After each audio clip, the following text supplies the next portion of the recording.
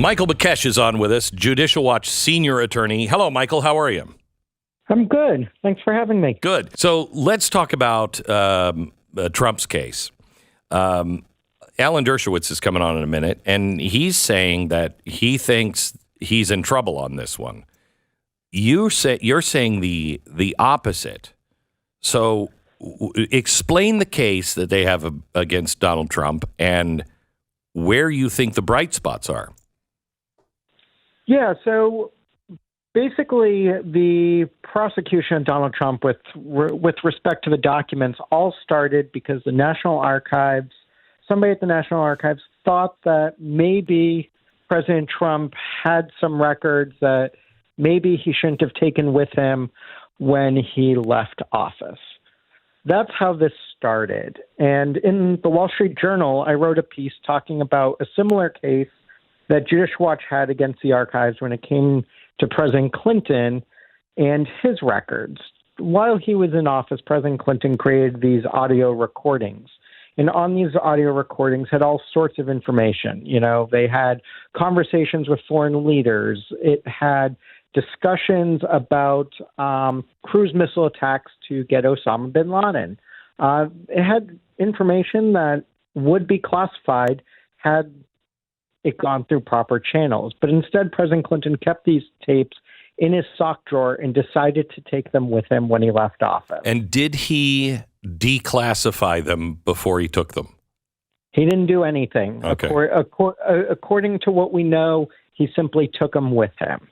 And Judicial Watch wanted the tapes when we found out about them. We figured, you know, these are presidential records. These are tapes showing President Clinton being president. So we sued the National Archives for the tapes. And in that case, between 2010 and 2012, the Justice Department, the Obama Justice Department, took the position that whatever President Clinton took with him were not presidential records, they were personal records, and there's nothing that they could do to get them back. In 2012, the district court here in D.C.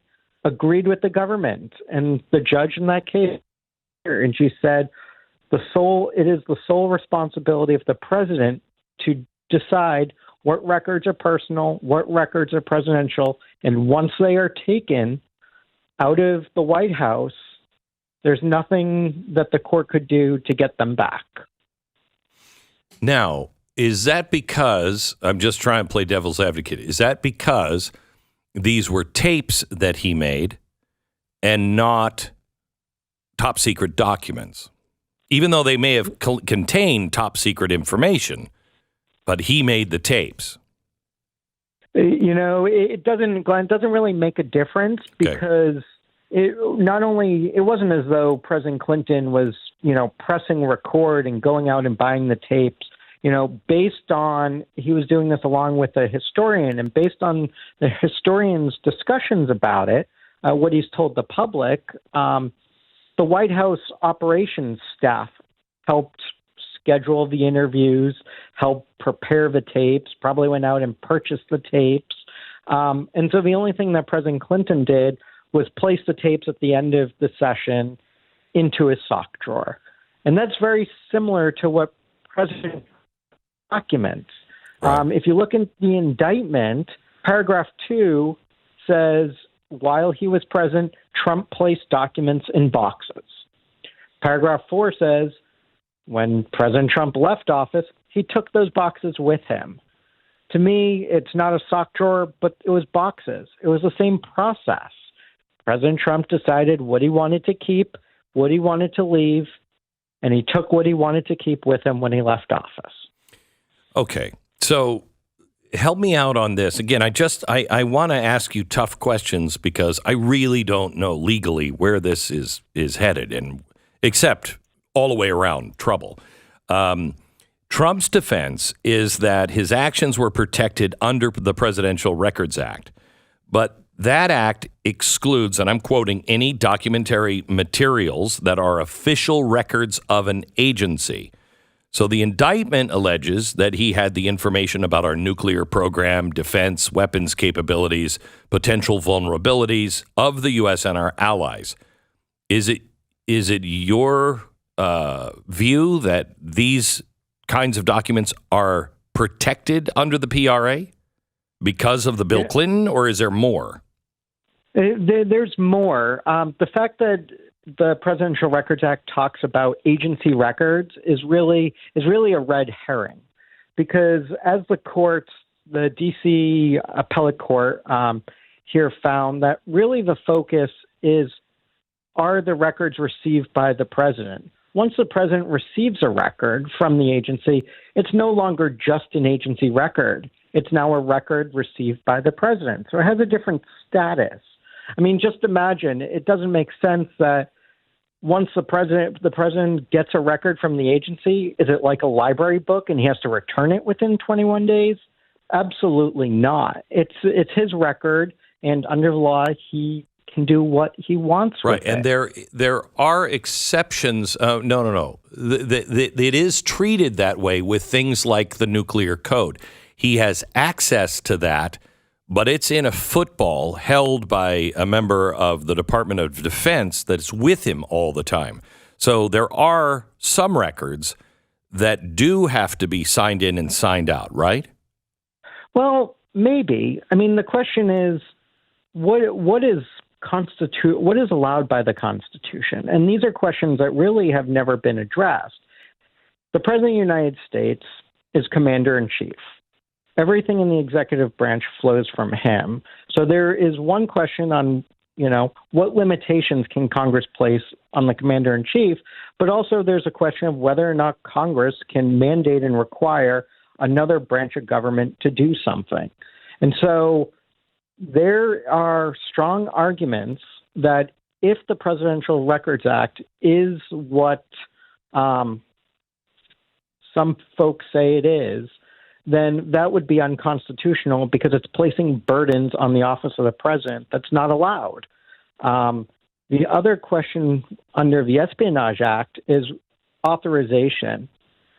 While someone is in office, while President Trump was in office, he was authorized to maintain that information, to maintain those documents. If you went into the Oval Office, he could show you that document because he had absolute authorization to do what he wanted with it. So the question is, did he authorize himself to take those records with him when he left? Hang on just a second, because he does have the ability to declassify, but even according to his own words in the indictment, there's a transcript of a conversation where he holds up a classified document to somebody and he says, somebody writing a book about him, see, as president, I could have declassified this. Well, now I can't, but so this is still a secret. So he knew that he possessed something secret. He knew that he hadn't chosen to declassify it as president. And now he's showing it to a member of the press, not as president. Right. And the question there, and I think it's facts that, again, indictments are just one side of every fact. And okay. I don't know the facts. You don't know the facts. The American public don't know the facts. But the question is, whatever document he had in his hand, how did he get into his hand? And I think what we need to do, and what the public needs to wait, is to wait until all the facts come out to see whether or not he was in fact authorized to still have that record. And maybe the facts will show that he wasn't. I keep thinking if President Trump, after he had left office, somehow got access to records he didn't have access to when he was president, that would be a problem. Where a problem may lie. Right. But if the records were in his possession while he was office and he took an affirmative steps to maintain those records when he left, there are real constitutional legal questions about whether or not that was authorized. Okay, let me give you a statement from Bill Barr. And I'm sorry, I'm just playing devil's advocate because I want to hit both sides. I'm going to hit Alan with the same thing.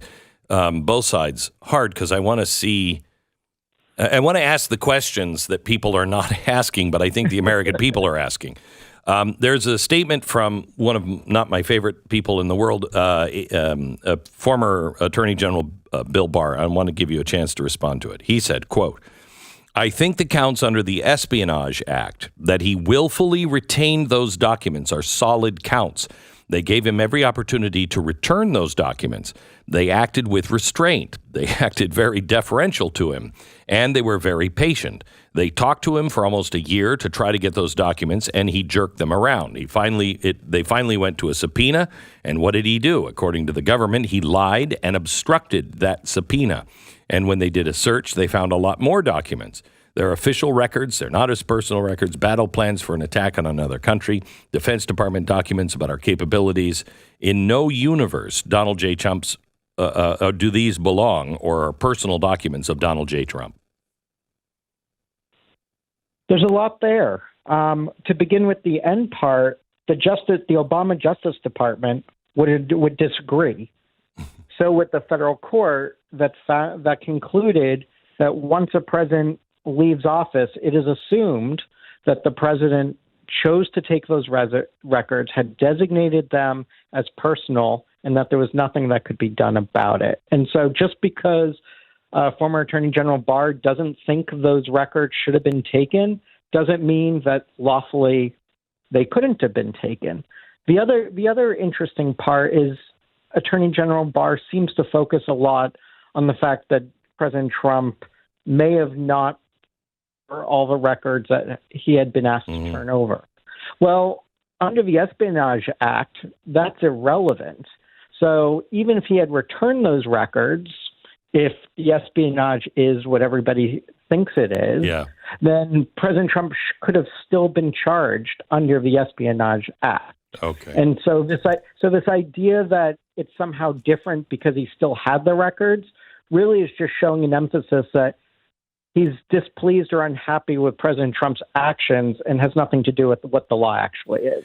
When Trump was indicted last week, I was on vacation and I was not paying attention to the news. And I mentioned it on Monday when I came back, but I told you I wanted to really get the best minds on both sides and talk to them. And because there's people who have defended Trump and may like Trump, but one of those who I think is very credible on this, because he has defended Trump time and time and time and time again, written books about it, now says this is real trouble. And his name is Alan Dershowitz. So I just had, this is no big deal, we can win this. And he says there's real trouble. So let's get the real trouble side now from Alan Dershowitz. Hi, Alan. How are you? Hey, how are you? There's real trouble, but that doesn't mean that it can't be won. This is a very, very serious charge. You know, in my book, Get Trump, I predicted all of this. I also predicted the indictment of Hunter Biden on minimal charges in order to demonstrate the claim that there's equal justice. But the problem with Donald Trump is illustrated by that plaque that some people have in their homes with a stuffed fish on it that says, if I had only kept my mouth shut, I'd still be swimming. All of Trump's problems come from his own statements. What he said, the most serious one, is what he said to a writer who was writing a book on Meadows, in which he allegedly showed him some classified material. He says it wasn't. He said it's just newspapers. You hear on the tape apparently rustling, and I don't know what the facts are. And saying, I could have declassified this, but I didn't, so it's still secret. That seems like the government will use it as an admission that he didn't declassify everything. If he hadn't said that, his claim of declassification would be very strong. Then he spoke to his lawyers. Now, I don't think those statements should ever be admissible. Those are lawyer-client privilege statements. Thank if you. I were his lawyer, I would be fighting like hell to keep those out because I can't talk to my clients anymore as a result of that ruling. So wait. So I watched enough Perry Mason, and I know that's not actual law, but if you break the bond of attorney-client privilege, sometimes you're working with a dummy like me, and I'm like, I don't know, what happens if we don't give him to them? Well, I'm asking for your legal opinion. What if you tell it to a priest? What if you say to a priest, I know this would be a sin, but I'm thinking perhaps maybe of not giving it over. And the priest says, no, you must give it over. Or you talk to your doctor. All these privileges are now at risk as a result of this terrible decision made by judges who were handpicked by the special prosecutor. Remember, the case is in Florida, but this special prosecutor brought these legal motions to compel the lawyers to speak in D.C., where he knew he'd get a more favorable court.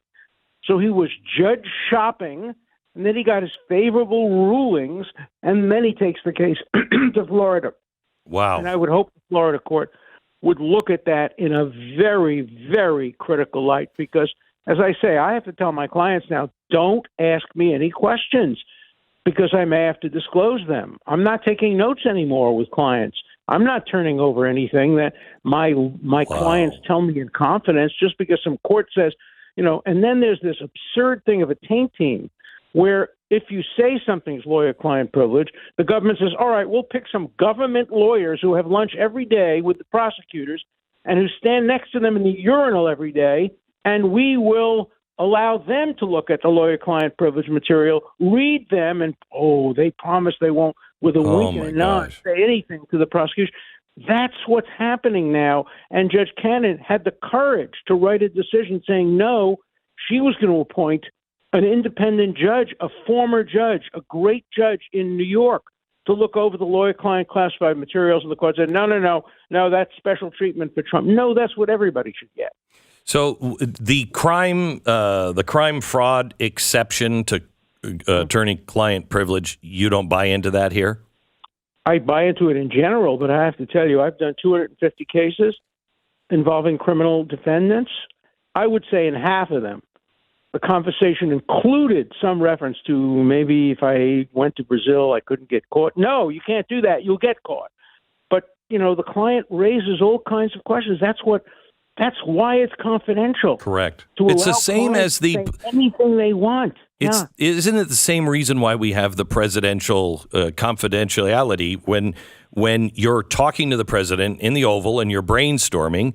People don't want to say things that maybe are unpopular, or will say things that are maybe crazy in hindsight, but you're brainstorming. I don't want that on the record. I want to be able to have a private conversation. If you can't have that, you don't really have anything.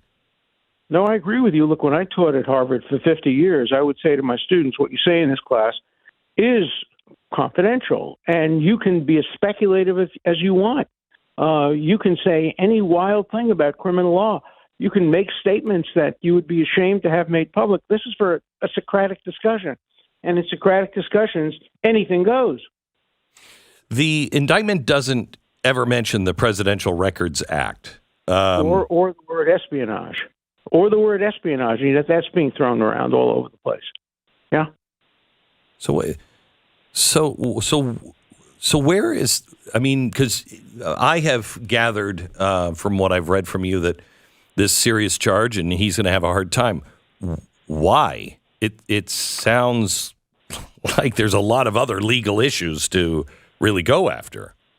There are, and that's why it's not a slam dunk case. That's why the case should never have been brought. I said that you don't bring a case against the man, forget about former president, you don't bring a case against the man who's running to become the president against the incumbent head of your party unless you have a slam dunk case. Now, I think they have a case, but it's not a slam dunk case. There are these legal issues involving lawyer-client privilege. The government doesn't have the piece of paper that was waved allegedly in front of this writer, so they have a hard time proving that. They have to deal with the classification issue. It's a winnable case, but it's also a losable case, whereas the case in New York is absurd. The case in New York, the prosecutor should be disciplined for bringing it. In 60 years of doing this business, I've never seen a weaker indictment than New York. I cannot say that about the Florida case. That doesn't mean it's going to end up with Trump being convicted, particularly since the trial is in a fair district, unlike Manhattan. Okay. I love Manhattan. I live in Manhattan, but you can't get a fair trial for Donald Trump in Manhattan. Maybe you can in Palm Beach County. Okay, so let me take you through the crazy scenario that he goes to trial in the middle of an election season. Right. He's convicted, sentenced What does this look like? We didn't do this with Nixon. We've never done this before. What does this look like? We hope we'll never do it again. Nobody knows what it looks like. The only thing we know for sure is he can run for president, even if he's in prison. Eugene V. Debs ran for president when he was in prison. Yep. Curley became mayor of Boston while he was in prison. The Constitution specifies only several criteria, and the Constitution means what it says. So you can run. You can even serve as president while in prison. That's not going to happen. Judge is not going to sentence him to prison. So these crimes did not endanger national security. They are not espionage. The media is throwing around the term espionage. The first thing that has to happen is this trial must be on television. We, the American people, do not trust the media to tell us the truth about the trial. Mm-hmm. If you watch MSNBC and CNN and read the New York Times, you're going to think it's an open and shut case of guilt. And if you see other networks, you're going to see it's an open and shut case of innocence. You know, I was a lawyer in the O.J. Simpson case. There was a poll that showed that people who actually watched the trial on television were not surprised at the verdict, but people who read about it in the newspapers were shocked beyond belief. So we have to be able to see this trial. And the word espionage should not be allowed to be used in the trial by the prosecutor. And if he does use it, there should be a mistrial with prejudice. Why is espionage? Where did they even get that? It's the name of the statute. It's as if Congress passed a statute entitled the Child Molestation and Insider Trading Act, and they indict somebody for insider trading, and they go in front of the jury and say, this man has been indicted under the Child Molestation and Insider Trading Act. Wow. It's the name of the statute. It was passed in 1917 to go after war resistors, mostly religious people who had a conscientious objection about going to the First World War. And Woodrow Wilson passed the Espionage Act, which had very little to do with espionage. It had mostly to do with dissent and whistleblowing. And all of the whistleblowers have been indicted under the Espionage Act. I've defended many anti-war protesters and other dissenters under the Espionage Act. And the government loves to use the word espionage. But there's no allegation here that Alan anything went to foreign enemies.